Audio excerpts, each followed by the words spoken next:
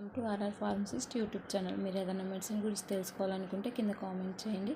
ఈరోజు మనం తెలుసుకునేది ఆప్టిమస్ సిరప్. ఇందులో సైప్రోహెపాడిన్ హెచ్సిఎల్, ట్రైకోలిన్ సిట్రేట్, సార్బిటమాల్. ఇది సాధారణంగా ఆహారం తినే ఇష్టం పెంచడానికి యూజ్ అయ్యే సిరప్.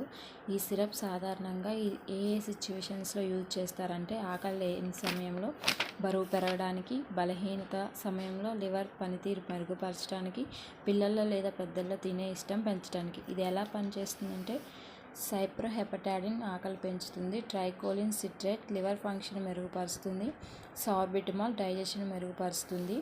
ఇది సాధారణంగా పెద్దవారు రోజుకు 2-3 సార్లు 5 ml నుంచి 10 ml వరకు తీసుకోవాలి. చిన్నపిల్లలు 2.5 to 5 ml తీసుకోవాలి. ఈ డోసు ఏజ్ మీద ఆధారపడి ఉంటుంది. ఇది కొంతమందికి ఇలాంటి సైడ్ ఎఫెక్ట్స్ రావచ్చు. నిద్ర వస్తుంది, తల తిరగడం, నోరు ఎండిపోవడం, కొంచెం బరువు పెరగడం లాంటివి సైడ్ ఎఫెక్ట్స్ రావచ్చు.